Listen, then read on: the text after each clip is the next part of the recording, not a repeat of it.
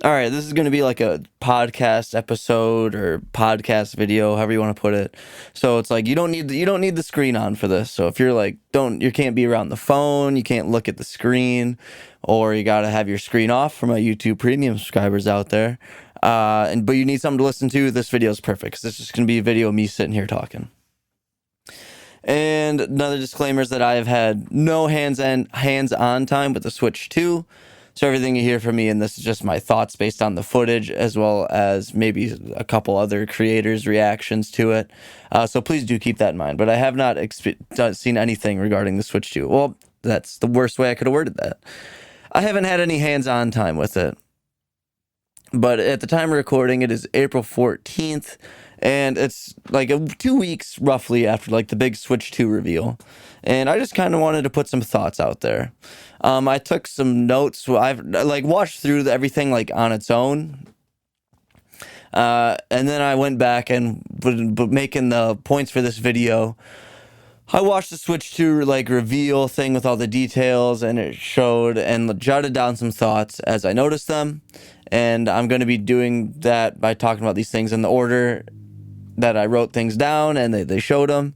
And if I missed anything, I viewed it as not super important. There's like a couple upgrades I'm not talking about because it's like, it doesn't make that big of a difference in my mind.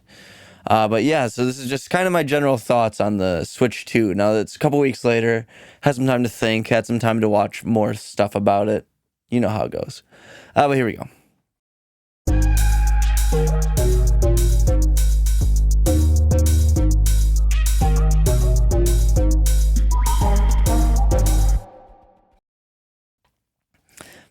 So I got some points on the hardware, a couple points on the camera, and then I want to talk about the games a little bit, and then we'll wrap it up from there.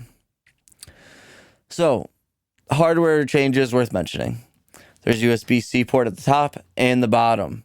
Gotta love it, because with the Switch, you can take the controllers off, put it on tabletop mode, Switch 1 that is, use that dinky little kickstand, more on that later, and you can play it in tabletop mode and, have the controllers in your hands. But none of it needs charging because there's only a USB-C port on the bottom for charging. So that would make charging it and putting it in tabletop mode a little difficult, as well as holding it. Because, I don't know, when I play my Lenovo Legion Go, I have that thing tucked right into my big old belly. So it's, even if I was like handheld with it charging, I'd want to use the top one. So it's nice to see they have a USB-C port on the top and the bottom.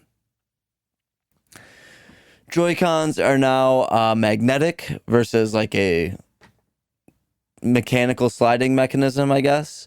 I never really had an issue with how the Joy-Cons went into the Switch. And how they detach. I thought it was works pretty well.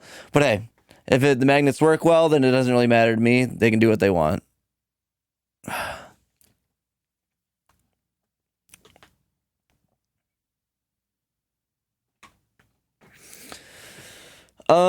Far better kickstand this time around. Not a little rinky-dink thing with it. Like on the first Switch, it's just like a little, like seriously, like maybe a finger and a half wide, and it's like this tall on one side. That's it.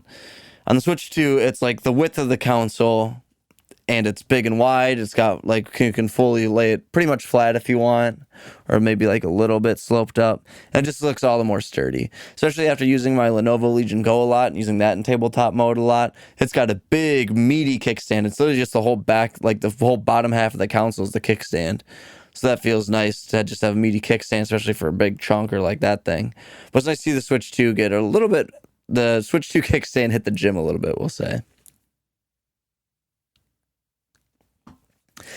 Handheld mode is making the jump from 720p to 1080p. Love to see that. Even on smaller screens, 1080p is kind of like the bare minimum that I will enjoy content on nowadays. Very select situations. If a video truly doesn't have 1080p or like whatever, I'll settle for 720. But 1080p is like the bare minimum target I shoot for. So nice to see them up that there on the on-console screen, if you will. And also getting a frame rate bump to 120 frames per second, whereas the older one was like 30 or 60, depending. Well, it is good, and I like to see that. I am curious to see what games will actually be able to hit that high, especially at 1080p. Since Nintendo, it's kind of established ever since the Wii that they don't really focus on raw power. Not saying nothing will hit that by any means. There very well could be a lot of games that hit that. But I want to see just how many of those games take advantage of those 120 frames and can do so consistently across the long play sessions, if you will. But I am a little shocked to see that screen be an LCD screen instead of an OLED. Especially after the Switch OLED, the Switch 1 OLED came out. I was pretty convinced that whatever the successor to the Switch 1 would be, that would be an OLED screen. But alas, it is not. It is just a standard LCD screen. But according to the things I've seen, it's like the best LCD panel around, and it's like more than enough. But also what that tells me is that there will be a Switch 2 Pro or Switch 2 OLED at some point down the line. But yeah, I was definitely shocked to see an LCD screen. But hey, if it works, it works. I'm not gonna if it's good enough and it accomplishes what it needs to accomplish, I'm not gonna sit here and argue it. Love to see the Joy-Con side buttons be a little bigger and no additional hardware to use them. It seems like as soon as you pop them off the side of the Switch, you can use it in like the little side mode like that. Switch 1 Joy-Cons I always thought were pretty small, especially since I have like semi-large hands. So the fact that they are a little bigger, since the console is a little bigger, is nice. With them being a little bigger and those buttons being easier to use, obviously is a good thing. But like I said, it also seems like that you don't need another extra piece of hardware to slide on like you did with the Switch 1 to make it really usable. So it's glad to see that, because, you know, with a console like the Switch that's designed to be really on the go a lot, it's nice to see the less hardware you have to carry around, the better, because that's just more space in your bag that gets taken up, more things you got to keep track of. I do think maybe there's an extra piece of hardware to use the mouse functionality, but we'll get to that later. But at least with this, in order to do this, you don't need anything. I guess I did say this was audio friendly. I'm like pretending to hit the buttons on the Switch. What else do we got? The mouse controls I'm kind of questionable about, if I am being honest. I think that it's kind of weird and unnecessary. Would love to be proven wrong. I know their Civ 7ers coming to the Switch, and that's getting a lot of positive feedback using the mouse control there. But I think in the long term, this will be a lot like Sony's DualSense and DualShock Force touchpad and gyro controls, where no one really uses them besides first-party Sony. And even then, Sony kind of barely uses them. But hey, if the mouse controls are good and people can find a good use for them, I'd love to be proven wrong on that. I'd love to see the mouse controls make a real impact. But definitely for now, I'm like, I don't know about that one. The mic situation, I am not convinced about in the slightest. As I was typing this out, I was gonna ask why it was on the console and the Joy-Cons. Well, hold on, let me rephrase that. I was typing this out, and as I was gonna ask why it's on the console itself and not the Joy-Cons, but as I was typing that out, I remembered that the Joy-Cons kind of move a lot in games, which isn't exactly the best thing for a microphone. Like, as you can see, I got a mic. Well, as you can see, or I'll explain it to you, I got a mic with a mic arm strapped to the desk. You don't want your microphone to move around a lot. And, you know, Nintendo Switch games are all about motion controls a lot of the time. So makes a lot of sense, I guess, why they're on the console. But do I have my doubts about it, like it's AI noise processing and whatnot? Boy, do I. There are some really good AI noise cancel outers out there, like Discord, I think, is a really good one. They have a really good, like, picking up things that aren't your voice, at least when you're not talking. It's really good at not picking it up. But am I convinced that the Nintendo Switch mic on the console itself while you're, like, on your couch gaming will work? Ooh, I don't know. I got my doubts about that. But again, very skeptical. Very skeptical. Yeah, skeptical. Very skeptical about this feature, but hey, would love to see it work well. Anything I say, I'm not sure if it'll work. I hope to be proven wrong. Next up, Nintendo didn't bump up the storage. They leaped forward with it, jumping from 32 gigs to 256 gigs. This might come with an asterisk, though. I am curious to see how big Nintendo Switch 2 games are, especially since they seem to be really kind of taking a leap forward in the capabilities of this machine. And when a machine like this takes a leap forward in capability, the game sizes are gonna get bigger. So yeah, what they do, multiply the Switch storage by 8 times, but are games going to be 8 times the size? I'm going to say probably not 8 times the size, but definitely bigger. And I don't think, I don't know if that 8 times, but how can I put this? Multiple of 8 increase. Fuck, I'm fucking this up. I don't know if that 8 times larger storage. Wow, that was the simplest thing ever, and I royally fucked it up. I don't know if this 8 times larger storage will necessarily mean 8 times more games you can keep on the console. There we go. Now, before I trip over my words anymore, let's move on to the next point. Being able to play up to 4K while docked, I think, is pretty nifty. This was heavily rumored beforehand that the Switch 2 is going to get like extra power boost when docked, and it looks like that is the case. You can get 4K 60. I think that's really cool. Probably, if I do get one, we'll never use it like that. I value frames much more than resolution, so I'd probably rather keep it in like that 1080 120. But if that says anything to me, it's that the Switch 2 is kind of packing some serious punch. So do with that as you will. And it's nice to it's nice to have it there for people who need it. And the backwards compatibility is nice. Nintendo is notoriously one of the greediest companies around, in my opinion. More on that later. But it's nice to see them, especially with how huge the Switch 1 was and how many copies of games that console sold. It's nice to see them recognize that you can play your old Switch games on your new Switch 2. Instead of just re-releasing them all for the Switch 2, like they did from the Wii U to the Switch. But, there will be Switch 2 versions of games that you can pay a little extra for, I believe. But, I don't think that'll be mandatory. If you want to play the original Switch version on the Switch 2, you can. All right.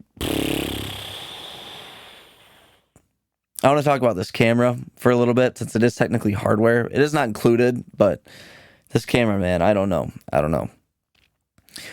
And kind of the game chat thing that comes with it. Well, comes with it, used very loosely.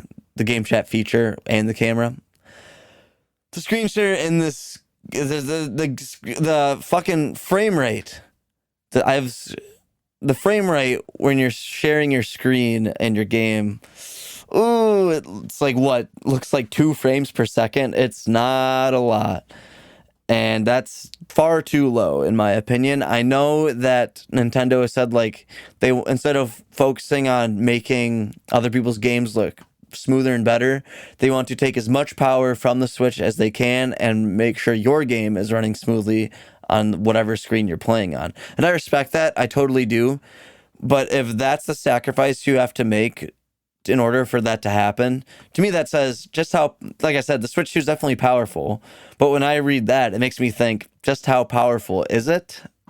How much more powerful is it with that? And if that's like screen sharing at 2 FPS and the resources that saves and can put towards your game are that important, make the thing more powerful, in my opinion.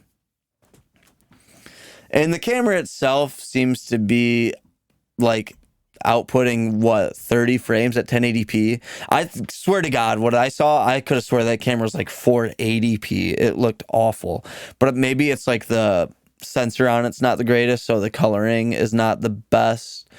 Would like to see it get a little better.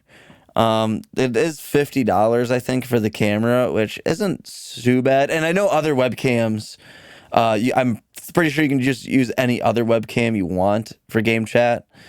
But yeah, $50, man, that's kind of steep for a webcam like that, I think. I know you can get a 720 webcam for like $25. Can't say it'll be good, but is double the resolution worth double the price when the color grading or whatever is not that great? I don't know. And the trailer for the camera and game chat's pretty cringe in my opinion, but that's it. So all in all, I wasn't super impressed with the camera or the game chat, but I like the direction they are headed with many of with what they're going with this, with the game chat and the mic and not the mic, and I guess the mic and the camera. A lot of video games are great social activities. For those who, I know it may seem kind of counterintuitive because you're all just sitting around a screen, or you're even on different parts of the country or the state or the world playing games. But video games are most definitely a social activity and are best enjoyed with others, in my opinion. Even single player games are a lot of fun with other people, just sitting around watching you. That's why streaming's such a big deal, even though that's not a multiplayer too, but you get the gist. Like I said, I like their ideas, I really do, but I think their execution could use a little bit of work in making it more social. I will say it's a huge step up from before. I haven't touched my Switch in years, but I do know in order to play it online, you had to have like an app on your phone, which is craziness to me. So the fact that it's at least all on one system now, at least in order to talk to people, that's a big step in the right direction. But all in all, I do really like the changes they're making. I don't think they did anything bad.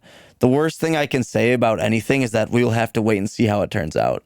And my hot take with all this is that with these upgrades and seeing what the Switch 2 is capable of, I do not think the $450 asking price is that bad when compared to the rest of the market.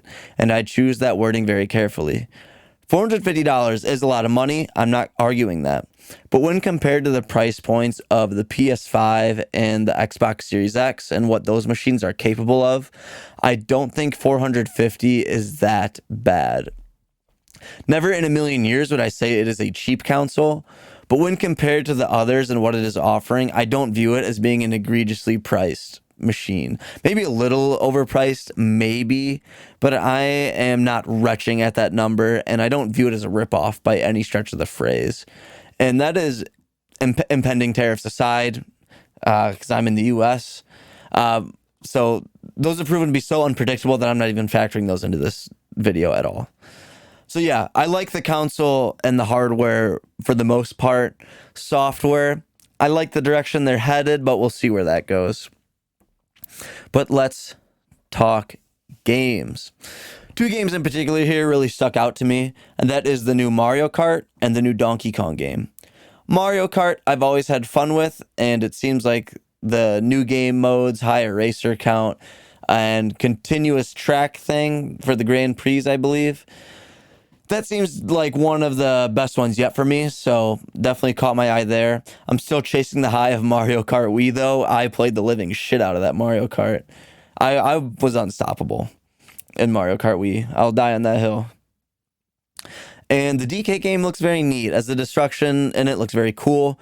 And there just aren't enough good games with good destruction mechanics. There really aren't out there. But, especially with Mario Kart, let's talk price. $80 for digital, $90 for physical. First, let me get the only positive I see from this situation out of the way. I do believe digital games should be cheaper than physical games. With digital, you don't have to pay for materials and shipping and store shelving and such, so it is nice to see Nintendo take that step. I do like to see the digital version be cheaper, but I do not like this raise in price at all. Now, Nintendo has said that not every game will follow this structure and only select games will be $80. And now that seems good on the surface and like it's not going to be that big of a deal in the long term. I'm afraid that means nothing to all the wrong people. There are two companies that I feel can do largely whatever they want and people will buy their products regardless. Those companies are Apple and, you guessed it, Nintendo. At least two tech companies, I'll say. So this is how I predict it will go. Nintendo releases Mario Kart and other games for $80 or $90, who knows. They are likely going to sell like gangbusters because it's a Mario Kart. It's Nintendo. People want to play it. And although Nintendo won't sell every game for $80, that doesn't mean other companies will look at it that way. Other companies we'll look at the likely sky-high sales of $80 Nintendo games, so it's getting a little dry, and think, that means we can charge $80 for our games and people will buy them. Except companies that are not Nintendo will likely make every game $80, and honestly, with the exception of Pokemon, Nintendo games work pretty damn well on release. Other games, not so much. At least it's a lot of other games, not all of them. A lot of games work spick and span right at release, but we all know that we've all paid full price for games that are literally broken. But yeah, and then that becomes the standard for game pricing, which I don't like at all. I think there are way too many people in the gaming industry that are far greedier than what is acceptable, but I view Nintendo as being not necessarily the greediest company, but definitely one of them. And then being the first to take this leap, I feel kind of proves that point, as it is made even worse by Nintendo rarely putting their games on sale. Case in point, at the time of writing this, Zelda and Breath of the Wild... Why'd I say Zelda and Breath of the Wild? Zelda, Breath of the Wild, and Mario Kart 8 Deluxe. Both... Mango, you're blocking my document. Breath of the Wild, Mario Kart 8, both launch titles for the Switch 1 are still 80, or still, I'm getting ahead of myself. Who knows? They might be 80. They are still $60 on Nintendo's online store. Even just months away from the launch of their new console, they're still charging full price for 8-year-old games. So all in all, I'm very worried for the future and of game pricing and the, I guess, bench line that Nintendo is trying to push here. 2 quick side notes, though, before we wrap up. Charging for that Nintendo Switch 2 Tour, or whatever it's called, is fucking insane. I don't care if the game is 50 fucking cents. They essentially are selling you a $450 console, a $450 machine, and then charging you more on top of that for them to teach you how to use it. Just absolutely absurd and unacceptable. I'm not saying it should be pre-installed in the console by any means. Ignore my cat. I'm not saying it should be pre-installed when you get it by any means, even though I wouldn't hate that. But at least make it free. So if anyone who wants it can get it and learn more about the Switch. PlayStation, they might have done something like this on PS4. I don't know. But the PS5 is the first PlayStation I've had since the PS2. And with Astro's Playroom, I wish I could delete it. I do. But that not only was that a good way to teach you more about the console, it was free, and it's just a straight up good game. And Astrobot really... Mango, please don't knock my camera over. And it gave us Astrobot, which is an amazing game. So for them to charge $10 for that Nintendo Switch Tour, bananas. And game share seems pretty neat and a step in the right direction. I don't know too much about it, but the way you just being able to share digital games with people is a step in the right direction, because right now you can't do that at all. So for them to do anything at all regarding sharing digital games, good on you. But in conclusion, all in all, I think there are far more positives than negatives surrounding the Switch 2. The negatives are definitely some big ones, especially since a lot of games shown off for the Switch 2 are third-party games. They've already been out for a while and are just now coming to a Nintendo platform. But will I buy a Switch 2? Not right away, that's for sure. But I don't know, maybe within a year or two of releasing. I'm not going to rule it out. A Switch 2 ownership may be in my future. And I do have a Switch 1 that I genuinely never used, like I said, and it's probably been years since using that machine, so I'm not fully convinced on buying a Switch 2, but the more I think about it, the more I warm up to the idea, slowly but surely.